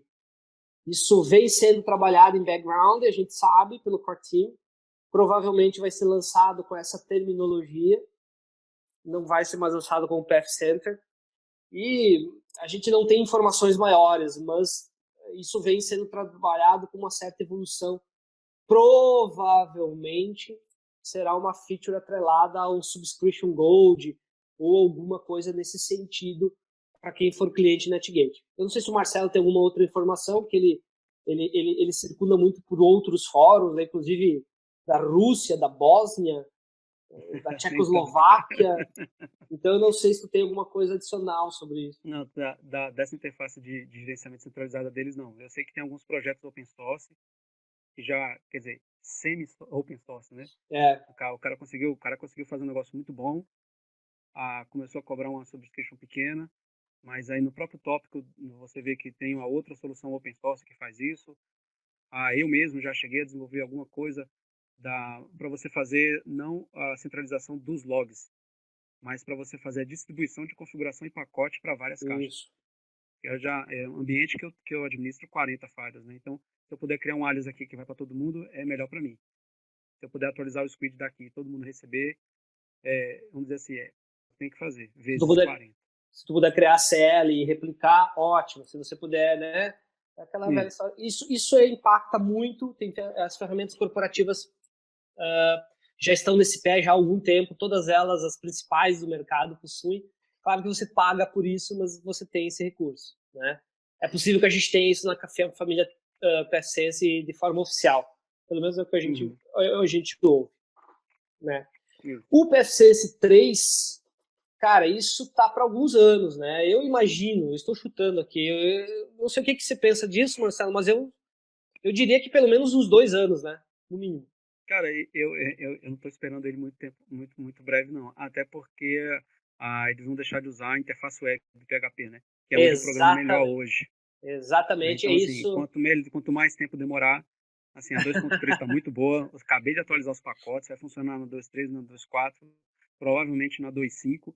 Então, assim, eu espero ter uns 4 anos de tranquilidade, porque reescrever tudo, que dá 2.0 para 2.1, faz tudo de novo. Dá 2.1 para 2.2 de novo. E dá 2.2 para 2.3 de novo. Eu falei, não, cara, assim, o open source é legal, acho bacana distribuir conhecimento, compartilhar para todo mundo chegar no mesmo objetivo, mas, poxa, é muita madrugada acordado fazendo um negócio que o retorno financeiro é quase nada. Exatamente. Esse é um fato. Até porque o mercado open source no Brasil é muito delicado, né?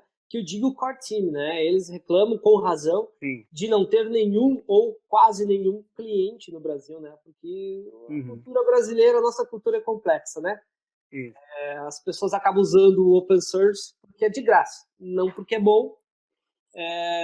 E esse de graça é de graça mesmo. Assim, a ideia é fazer, operar e sem nenhum tipo de reciprocidade, de nenhum tipo, nem financeiro, nem de outra maneira, projetos, uma coisa delicada. É um papo que não vamos entrar nessa seara, é um papo técnico nosso, mas é só fazer um gap, né, que isso é bastante complicado. A verdade é que o Core Team, na versão 3.0, que eu imagino que vai levar, assim, eu estou sendo muito otimista agora, no mínimo 2 anos, pretende reescrever todo o projeto baseado em APIs, do tipo RESTconf e YAML, que são duas, digamos, metodologias. Basicamente, eles escreveriam a ideia, pelo menos é o que a gente tem como oficial, isso está no próprio blog da Netgate, quem tem interesse em ver mais. Eles reescreveriam um back-end em C e um front-end em JS, ou seja, já era PHP, adeus PHP. O que o Core Team coloca é que isso vai ser inevitável, porque hoje já se tem mais de 100 mil linhas de código-fonte, mais de 200 arquivos PHP, e com o tamanho do time de desenvolvimento do Core Team, se torna impossível evoluir a ferramenta. Eu concordo com eles, né, Marcelo? Mas em C você acha que vai ser menos, É que a ideia é fazer essa ideia da API mesmo, né? Então... Eu vou propor aqui, eles me contratam, que é mais um programando barato, eu vou ganhar em dólar e a gente continua em PHP. Tu sabe que eu já sugeri isso para eles, né? Mas enfim. Opa! Mas assim, existe essa, pelo menos é o que a gente tem de oficial. Assim, mais oficial, vamos colocar assim. Em papo com o Garga no ano passado, com o Renato, ele me dizia que havia, isso totalmente extraoficial, ele me dizia que havia uma possibilidade de eles irem para Python. Justamente porque Python é uma linguagem mais modular, é capaz de fazer coisas tanto de back-end quanto de front-end, e está mais alinhada às questões de reaproveitamento de código, porque tem toda a parte de orientação a objeto nativa, enfim. Mas o que a gente tem de oficial no último post que a gente tem lá dentro do blog da Netgate é que provavelmente a 3.0 vai para esse sentido. As caixas seriam, digamos assim, os PFSenses nas bordas seriam movidos a códigos escritos, reescritos do zero em C, e todo o front-end em JS prometendo uma performance altíssima. E com isso viria a ideia, ou a intenção, ou pelo menos a possibilidade de se ter um modelo de gerenciamento em nuvem, que muitos fabricantes de firewall proprietário já fazem, ou fazem alguma coisa. Ou seja, basicamente você teria um gerenciamento da nuvem, como acontece com os antivírus hoje em dia, os principais de mercado. Você cria as suas regras, você enfim, cria suas regras de negócio e tudo mais na nuvem, e isso se replica para as caixas na maneira ou na medida que você configurar. Uhum. Então, tudo leva a crer, inclusive os textos do Core Team, que nos próximos anos a gente deve ter isso em voga. Algumas notícias não são muito agradáveis para a comunidade, digamos, de software livre, especialmente brasileira, né? Especialmente brasileira. Mas é um caminho que realmente tende a acontecer. Se não com C, com JS, com Python, sei lá, com qualquer outra coisa. Mas a intenção é reescrever o projeto meio que do zero, porque ele ficou, palavras do Core Team, grande demais. Eu não sei se tem alguma coisa para falar sobre isso, Marcelo. Não, eu quero que continue na linguagem sem mexer. Eu não quero passar madrugadas aprendendo outra linguagem, não. Não, mas veja o lado positivo, cara. Você vai aprender coisas novas, cara. Você vai ter que aprender, você vai ter que voltar lá ao padrão ANSI, cara. Olha só que legal, cara. Não. Tu lembra? Não sei se tu é dessa época, de dar os includes no stdio.h. Não, cara, eu não sou programador em C. Você não sabe. Eu tô ajudando os franceses lá no E2 Bard, cara. Você precisa... Pô, cara, tu só pegou... deu um gapzinho no teu áudio agora. Mas tu só pegou a coisa boa, né, cara? Tu é tipo... Tu é quase um web designer, né, cara? Não, tá menos. A interface fica por conta deles. Eu tô no PHP CLI. Mas é incrível, né? Mas o C é uma coisa... Nossa, é uma coisa... Bom, o C, né? A performance é muito grande. Não, com certeza. É muito grande, mas é 100% espartano, né? Quer dizer, bicho, eu imagino que se eles forem para esta linha que está anunciada, isso vai dar um trabalho animal pro time deles, né? Vai ser uma coisa... Apesar da ideia de API, que reduz muito, que aproveita muito código, que deixa tudo muito mais seguro. Até por isso a questão do AES, né?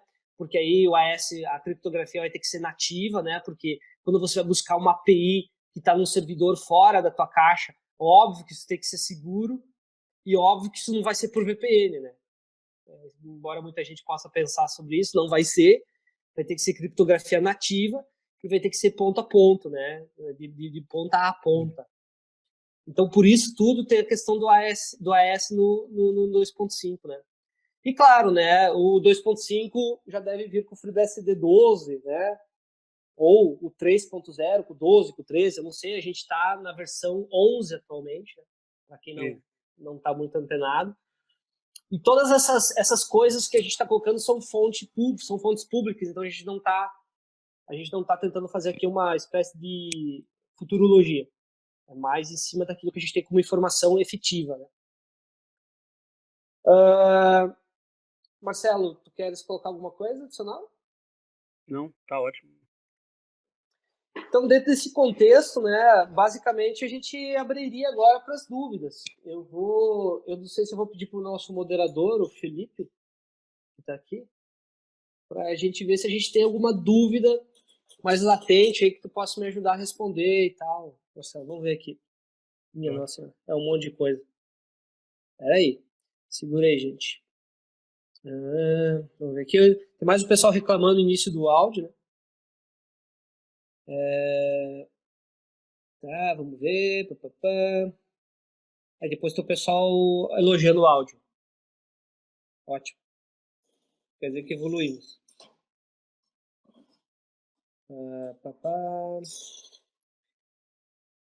Tá.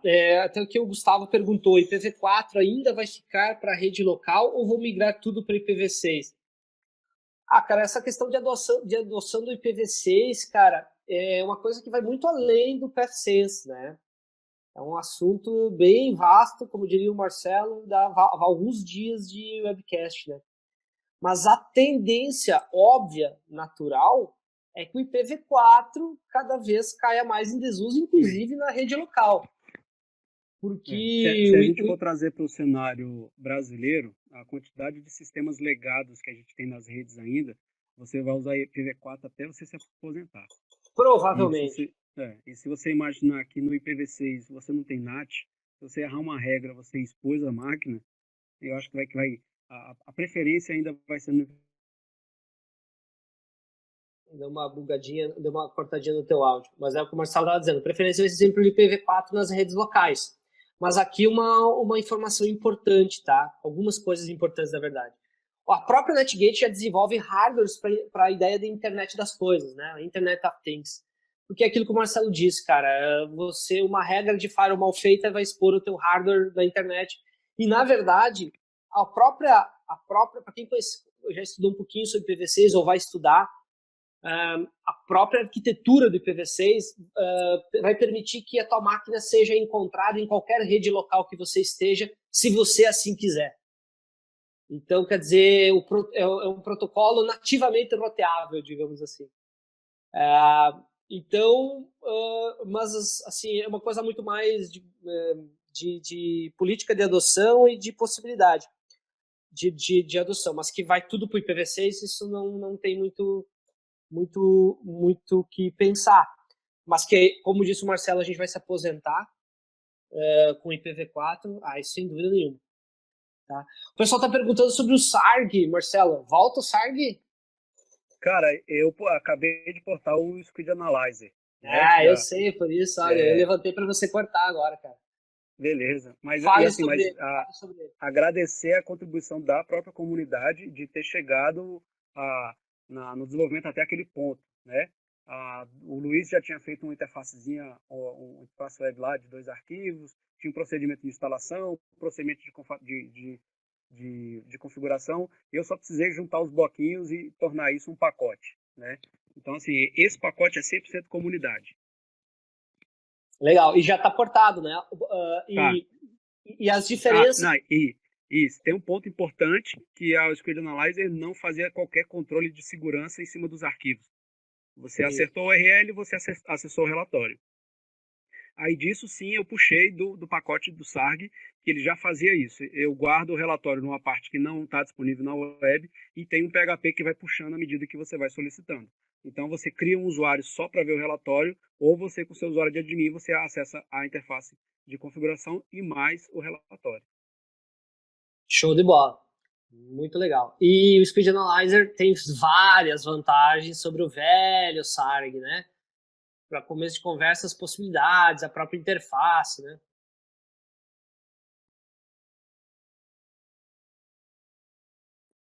Para mim deu um gap, eu não estou ouvindo o Marcelo. Mas assim, ele está lá, a interface web dele é mais nova, vamos ver se ele é tão útil quanto o SARG. Vai ser muito útil. Na verdade, a gente não tem nada efetivamente assim poderoso, né, para essa parte de relatórios de web, mas o Squid Analyzer é um pacote mundial, não é uma ferramenta desenvolvida por um carinha no quarto escuro, vamos dizer assim. Então tem toda uma confiabilidade, tem todo um critério de código, e ele sendo agora portado para o universo PFSense, vai ser uma mão nas duas rodas para a gente, né? Tem um detalhe que eu queria compartilhar, é o seguinte, por enquanto meus pacotes estão no repositório não oficial, mas nada impede de eu pegar o código e jogar para o repositório oficial, claro, e esperar o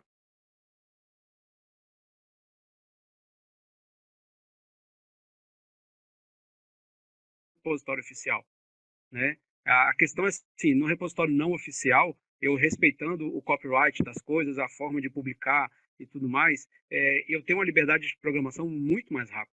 Eu não preciso esperar alguém do Cortim ter um final de semana disponível para analisar meu código. Eu vou publicando, a comunidade vai testando, eu vou melhorando. A hora que para a gente tiver no estado, eu coloco lá para análise deles. O que tiver de mudar, a gente muda. E é sempre importante deixar claro que a decisão estratégica de colocar ou não para o core não é nossa, né, Marcelo? Infelizmente. Isso, não. Foi isso o tempo que eu comitava direto. Exatamente. Deixar isso bastante claro. A comitação não acontece mais nos repositórios diretos, por isso que o Marcelo, a ConnexTI tem repositórios diferentes ou fora do repositório oficial para quem quiser usar, né? Mas nada impede de entrar, né? Eventualmente de entrar de volta, como o Marcelo já colocou. O E2 Guardian é até um dos pacotes que o próprio pessoal da NetGate quer, porque eles também não gostam do Squid Guardian. É, meio que ninguém gosta do Squidward, né? O Squidward é tipo, com todo o perdão da brincadeira, é tipo sogra, é um mal necessário, né? Hoje. Se não Mas, fosse ela, não tinha mulher, né? exatamente, é um mal necessário, não adianta. Sim.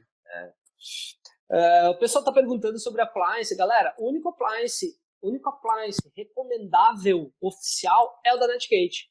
Tá? É aquilo que vocês importam e compram no pfsense.org. Essa é a informação correta. Tá? A ConnexTI tem appliances dimensionados e montados e tudo mais para os seus clientes, para entregar isso como solução pronta, ou seja, o cliente recebe o appliance com o PFC embarcado e já configurado para o setup do cliente final.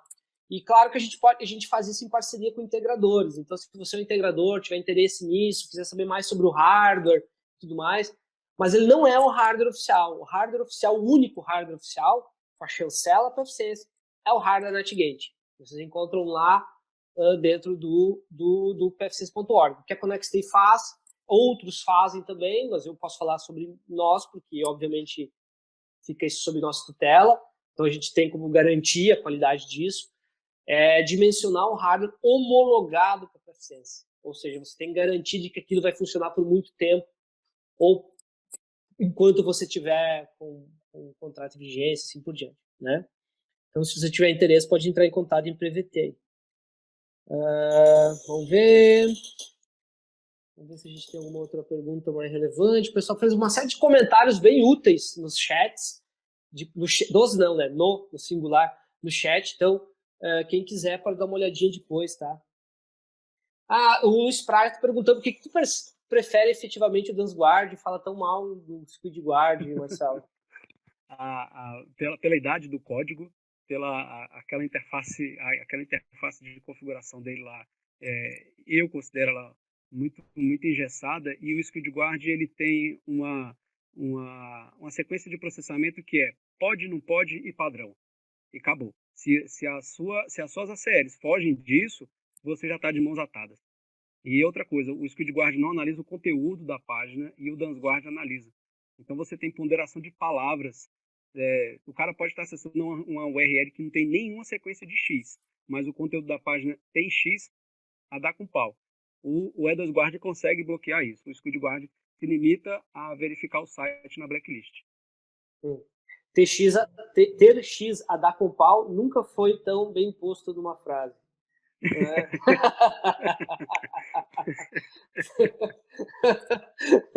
Cá entre nós, né? Bom, eu acho que foi bem completo na tua análise, né? Realmente, o DanceGuard, o E2Guard agora, que também sendo portado. Isso, E2Guard. Realmente tem uma série de positividades em relação a isso. Isso. Mas, assim, para não só falar mal do Squidward, ele também tem um fork mais atualizado, acho que é o RB Guardian, uma coisa assim, mas eu não tive tempo de olhar nem mexer, até porque a sintaxe mudou, não ia ser só uma troca de binário, ia ter que reescrever toda a interface web, entendeu? Uhum. A próxima aqui, até o Darlan está perguntando se a gente tem alguma expectativa da parte de L7, né, para bloquear as aplicações. Cara, expectativa é o que a mais gente tem, né? Eu tenho uma vontade muito grande de conseguir desenvolver alguma coisa nisso, integrando com os IDS, né?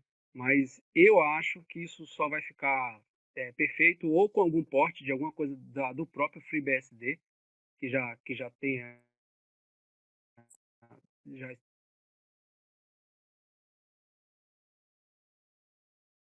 Dá uma travadinha, eu acho, Marcelo. Não sei se foi só comigo. Hoje? Mas...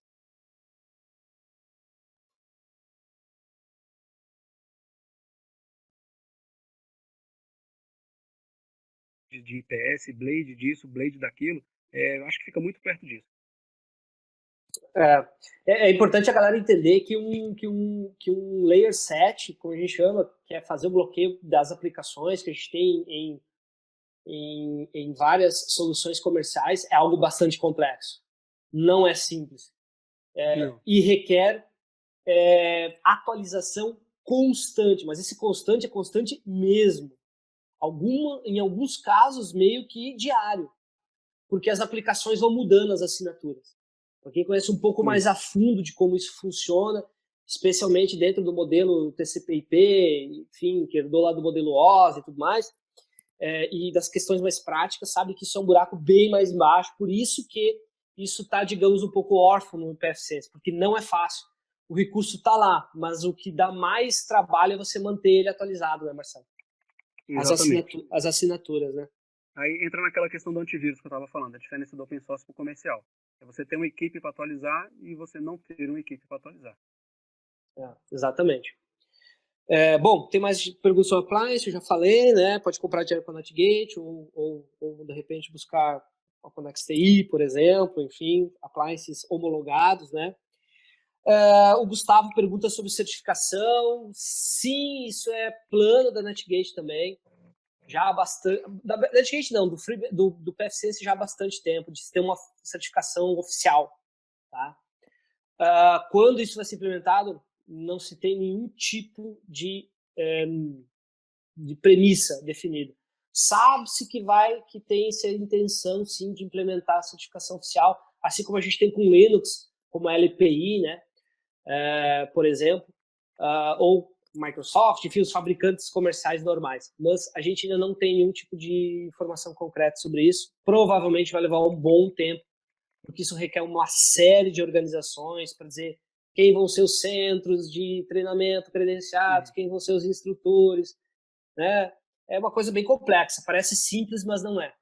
Tá? É bem complexo. Vamos ver aqui, pergunta. Não é todo dia que... Haverá suporte social media no PFSense? Sim, já falei. Acho que ele está falando do CopTV Portal com login social media. Sim, entra na 2.4. Ok? 2.4 deve ser nativo. Está lá no roadmap da 2.4. Uma coisa que eu acho interessante seria colocar telas... ok, o pessoal da Freire Automação Comercial, Marcelo, sugere para a gente colocar a possibilidade de colocar os bloqueios por tipo MIME na interface do Squid. Isso é uma coisa legal, né? Isso está lá dentro do E2 Guardian já. Pois é. No E2 Guardian, acho que isso já está nativo, né? No Squid isso não tem realmente, você tem que ir lá para a parte de custom, né?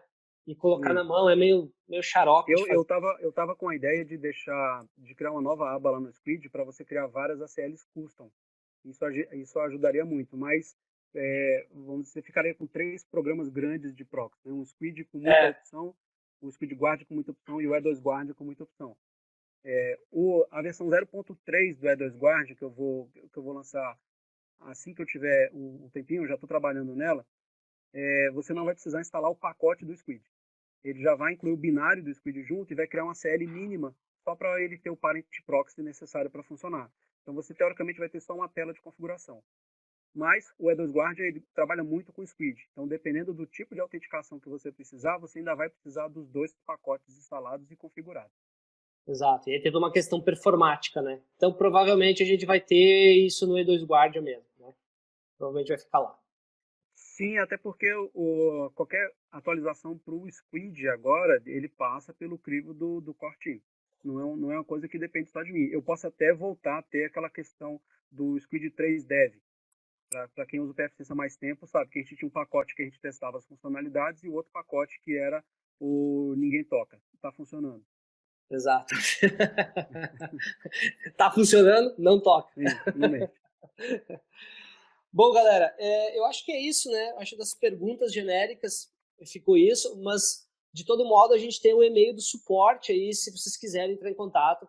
Tiver algum questionamento, quiserem fazer diretamente para mim ou para o Marcelo, ou para os dois, pode mandar por aí, eu encaminho para o Marcelo, na medida do possível a gente vai responder a todos. Pode encaminhar para o suporte@sysquad.com. Eu já deixo de antemão um convite para vocês ficarem ligados no blog do Sysquad e das próprias redes sociais do Sysquad, porque a gente vai ter o lançamento dos screencasts que a gente falou antes, sobre o WPAD, sobre E2 Guardian e algumas outras coisas, então vocês vão poder acompanhar isso gratuitamente e também ficarem de olho aí na questão dos novos cursos que a gente vai lançar agora, com todo o material atualizado, que tá ficando show de bola, tá ficando um espetáculo. Aí provavelmente a gente vai, né, Marcelo, a gente vai gravar desde o core de novo, o core foi gravado por mim, o intranet, o extranet foi gravado pelo Marcelo, e a gente vai estar atualizando todo esse material. De resto, eu gostaria de agradecer muito a presença de todos, os mais de 170 inscritos que a gente teve, os que vieram, os que vão ver essa gravação. Pedir pequenas desculpas pelo início da nossa fala, que teve um pouquinho de eco. Eu vou ver se isso ficou na gravação, vou ver se é possível a gente fazer algum tipo de reparo em relação a isso.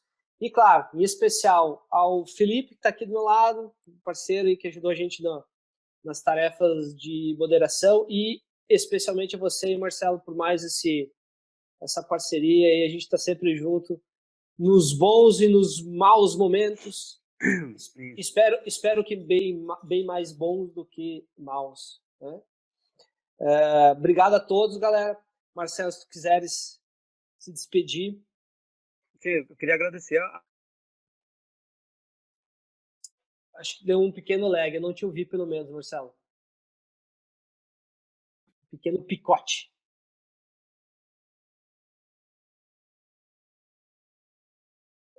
O Marcelo eu acho que o Marcelo ia me agradecer e ele ficou mudo, viu? Obrigado. Obrigado. Falei, pô, cara, eu acho que o cara ia me agradecer, ele não vou agradecer coisa nenhuma. Não, agradeço muito, e para mim, que sou entusiasta do projeto, eu fico muito satisfeito em ver tanta gente interessada no PFSense. Não é só aquele negócio de não ter um dinheiro para o Firewall, então vai ser o PFSense.